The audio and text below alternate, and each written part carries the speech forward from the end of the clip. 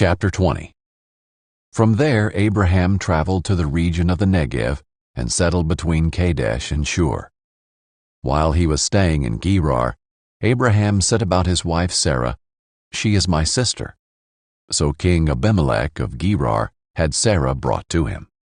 But God came to Abimelech in a dream by night and said to him, "You are about to die because of the woman you have taken, for she is a married woman." Now Abimelech had not approached her, so he said, "Lord, would you destroy a nation even though it is innocent? Didn't he himself say to me, 'She is my sister'? And she herself said, 'He is my brother.' I did this with a clear conscience and clean hands." Then God said to him in the dream, "Yes, I know that you did this with a clear conscience. I have also kept you from sinning against me. Therefore I have not let you touch her. Now return the man's wife, for he is a prophet, and he will pray for you, and you will live.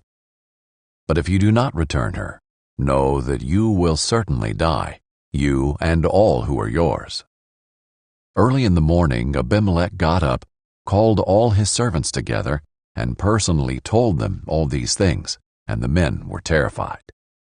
Then Abimelech called Abraham in and said to him, "What have you done to us? How did I sin against you that you have brought such enormous guilt on me and on my kingdom? You have done things to me that should never be done." Abimelech also asked Abraham, "What made you do this?" Abraham replied, "I thought, there is absolutely no fear of God in this place. They will kill me because of my wife. Besides, she really is my sister, the daughter of my father, though not the daughter of my mother, and she became my wife. So when God had me wander from my father's house, I said to her, 'Show your loyalty to me wherever we go, and say about me, he's my brother.' Then Abimelech took flocks and herds and male and female slaves, gave them to Abraham, and returned his wife Sarah to him. Abimelech said, 'Look, my land is before you. Settle wherever you want.' And he said to Sarah, 'Look, I am giving your brother 1,000 pieces of silver. It is a verification of your honor to all who are with you. You are fully vindicated.' Then Abraham prayed to God, and God healed Abimelech, his wife, and his female slaves so that they could bear children. For the Lord had completely closed all the wombs in Abimelech's household on account of Sarah, Abraham's wife. All right, so we are in chapter 20. Yes, we've gone that far, and we saw the horrific things that happened in chapter 19 in Sodom and Gomorrah. But there's a change of scenery here in chapter 20. So this time around, it's about Abraham, and he's traveling again, and he's in another city. And so we see that he went toward the Negev, which is the south country, and settled between Kadesh and Shur. And this is, and he dwelt temporarily in the land of Gerar. And that is where Abimelech lives. And Abimelech was the king of Gerar at the time. So we're just going to go on with the usual thing that we do, which is finding out what is God's character in this chapter, what is God's will, what is your identity, lessons learned, prayer points, and the verse of the day. All right, so I'm just going to start with God's character, and I'll share a few points on what I saw as God's character in this chapter. The first thing that I saw is that God will speak for his own. And I saw that in verse 3, where when Abraham showed up in Gerar, he did exactly what he did in Egypt, where he told them, "Oh, Sarah's my sister, she's not my wife," because Sarah was beautiful. And let me just point, Sarah was 90 years old at this point. The first time it happened in Egypt, Sarah was 65, and we could be like, "Oh man, she's beautiful." But she's 90 years old, and the men of Gerar were still like attracted to her. I mean, that is beauty. I'm just saying. But here, Abimelech had taken Sarah into his harem as one of his wives, but the good thing was he hadn't slept with her. And so God showed up in a dream to Abimelech in verse 3. And it says, "But God came to Abimelech in a dream during the night and said, Behold, you are a dead man because of the woman whom you have taken as your wife, for she is another man's wife." So basically, anyone that messes with you, God will speak for you because you belong to God. And so what matters to you matters to God, and vice versa. I think what matters to God should matter to you as well. But be rest assured that God will speak for you. And the other thing that I saw in God's character is that God, in His mercy, can keep us from taking actions that can be detrimental to us. And we see this in verse 6, where God had already spoken to Abimelech and said to him, "You're a dead man if you touch this woman because she's another man's wife." And Abimelech was trying to plead his case and say, "I didn't know she was anybody's wife, and I haven't touched her." And God said, so in verse 6, it says that, "Then God said to him in the dream, Yes, I know you did this in the integrity of your heart, for it was I who kept you back and spared you from sinning against me. Therefore, I did not give you an opportunity to touch her." And so basically, if you're about to make detrimental decisions, God can actually keep you from it, from taking actions that could cost you, because He loves you that much and He's a merciful God. Also because He sees the big picture, He knows everything that you don't even know. And so you might be making that decision based on your limited understanding or the limited information that you have, but God has information that you don't have. And because of that, He, in His mercy, can keep you from making those decisions that could be out of ignorance. All right, the third thing that I saw in God's character here is that God will give you the grace to repent of wrongdoings, and He will make you or cause you to correct it. And we see that in verse 7, where after God has said to him, "Hey, I kept you from touching this woman," He said, "So now return the man's wife, for he is a prophet. He will pray for you and you will live. But if you do not return her to him, know that you shall die, you and all who are yours," basically your household. So basically what God was doing was giving him an opportunity to repent from this wrongdoing that he didn't even know he was doing. We'll call it an unintentional sin. But God gave him an opportunity to repent from that and told him what he needed to do to repent, which was return what you had taken, basically, or who you had taken, to the rightful husband. So we'll move on to the next segment, which is God's will. And I have a couple of points here for God's will. And the first one is that don't make decisions out of fear. We see it in verse 1 to 2 and verse 11. Let's start with verse 1 to 2, and then we'll move on to verse 11. Now, Abraham journeyed from there toward the Negev, the south country, and settled between Kadesh and Shur. Then he lived temporarily in Gerar. Abraham said again of Sarah, his wife, "She's my sister." So Abimelech, king of Gerar, sent and took Sarah into his harem. And then we see in verse 11, Abraham said, "Because I thought, surely there is no fear of reverence of God in this place, and they will kill me because of my wife." So basically, Abraham made his own decision out of fear. Out of the fear of, he already anticipated what he thought they would do to him if they knew the truth. And he basically prejudged these people. So he made his decision out of fear and gave that information that he did. The second thing that I saw that is God's will is you should pray for those that have done wrong to you it's the best way to forgive them. We will find this in verse 7, where we read it again, where God had told Abimelech to return Sarah back to Abraham. And God said, for he's a prophet and he will pray for you and you will live. Although Abimelech technically did not do anything wrong, because he was only taking actions based on the information that he was given. But in hindsight, he had done wrong to Abraham for taking his wife, even though he didn't know that Sarah was his wife.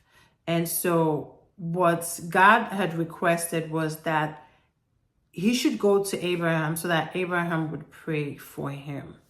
I just want to use this to translate to us in modern day. Not that people take our wives or husbands. Well, actually they do. But if someone offends you or does wrong to you, whether it's intentional or unintentional that they have done this wrong, God requires for us as Christians to forgive them. And the best way to forgive them for this wrongdoing is to pray for them. Because if you really look at it, these are people that are probably walking in error. And so you can pray for the grace for them to be enlightened. That, the Bible talks about the eyes of our understanding being enlightened. So you can pray for that. You can pray for God to direct them. You can pray for, if they don't know God, pray for God to reveal himself to them. I often pray for people to have an encounter with God, because let me just say this. If you have an encounter with God, you are not going to be the same. I'm just saying, you are not going to be the same. All right, so I just feel like it's one of the best, quickest ways to forgive people. Job did it for his friends that kept hammering in his head, you're guilty. You must have done something wrong for God to punish you this way or for your life to be like this. And Job kept insisting on his innocence. And for God to actually restore Job, God told him to pray for his friends because they were speaking out of ignorance, which is in the same case here where Abimelech was acting out of ignorance. But even Jesus said that we should pray for we should pray for those that persecute us, so it's a backwards kind of love, but it's very, very different from what society teaches us to do. Society teaches us that if someone hurts you, hurt them back. But God is saying if someone hurts you, pray for them. Because that's the right way to love. You don't want to feel fire on top of fire. You're just going to create more fire. You might as well just quench that fire with really, really cold water. I'm just saying. All right. So we're going to move on to the next segment, which is your identity. And there are a couple of things that I put out here as your identity. The first one is that you are God's representative wherever you go. As you see in verse 7, God said to Abimelech, Abraham will pray for you, for he is a prophet. And so where Abraham was, whether he did wrong or not, whether he lied or didn't lie, whether he deceived anybody or not, he was still God's representative. And I just want you to keep that in mind wherever you go, whatever you do, that you're representative of God and you should represent God well. All right. And then the other one is that you are an intercessor. And of course, we see that in verse 17. So Abraham prayed to God, and God healed Abimelech and his wife and his maids, and they again gave birth to children. What this means is that part of your responsibility as a Christian is to intercede for other people. Pray for people that don't know God, that they will come to the knowledge of who God is. Pray for people that are living in sin and walking in error, that they will come into the light of God. And pray for people that need clarity. Pray for people that are sick. Those kind of prayers, God desires for you to pray them for people, and he answers those type of prayers.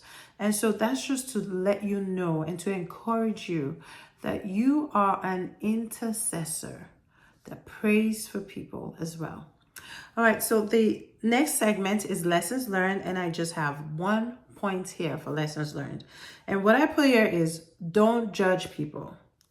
Give them the benefit of the doubt by getting to know them first before you make any assumptions about them. There are times, and so let me read the verse that I got this from before I speak my mind. So it's in verse 11 where Abraham said, "Because I thought, surely there is no fear or reverence of God in this place, and they will kill me because of my wife." Why would Abraham think this way? He may have a preconceived notion of these people. He may have got some kind of information about them that made him conclude that this is how they are. We see that he did the same thing in Egypt. And I say that to say that a lot of times we stereotype people. And we say, because these people are from a certain group, then they certainly behave this way. And we fail to understand that every single human being is a unique individual with their own unique set of thoughts, mindsets, characters, feelings, all of that. We are all unique beings. So prejudging people without getting to know them first is actually very dangerous. Also because you're not giving them the benefit of a doubt. Number two, you're going to be taking erroneous actions towards or against them based on the erroneous information that you have about them. Because just because a group of people are a certain way does not mean every single person in that group are the same way. So let's just be mindful of judging people. Let's not judge people. Let's get to know them first. Give them the benefit of a doubt. Before we start making decisions on how we would interact with them. You can't decide that you're going to interact with someone because of the color of their skin, or not interact with them or treat them poorly because they come from a certain race or country or background. Get to know them. You'll be amazed how unique each individual is. All our fingerprints are not the same. As multiple as we are, we don't have the same fingerprints. God created unique DNAs, unique individuals in us. Our characters are unique. Our mindsets are unique. Our lifestyles are often unique. So when you see people, treat them as the unique people that they are. All right, so we'll move on to prayer points. And I have about 4 prayer points here. And the first is that we're going to ask God in his mercy to keep you from making wrong decisions. You ask God to keep you from making wrong decisions in his mercy. The second prayer point is to ask God to compensate you for every wrong that has been done to you. We saw Abimelech do that to Abraham, where he gave Abraham some things, even land, properties, for the wrong that was done to him. It's when you're praying a prayer of restoration. So that's what that prayer is. Then the third prayer point is you're going to ask God to help you to represent him well wherever you go. And the last prayer point is that you're going to pray for anyone that God puts in your heart to pray for. Because as an intercessor, it's your responsibility to pray for others. So please go ahead and pray for them. And then the verse of the day is going to be taken from verse 3, where it says, "But God came to Abimelech in a dream during the night and said, 'Behold, you are a dead man because of the woman whom you have taken as your wife, for she is another man's wife.'" I chose this memory verse to remind us that God speaks for us. God defends us. And God is a just God. that will defend his own. All right, that is all I have for today. And I want to say a huge thank you for joining me tonight. And I will see you tomorrow to read chapter 21. And chapter 21 is, yes, another story. I will give you a sneak peek to that. The promised child is born. All right, thank you so much. Have a good night.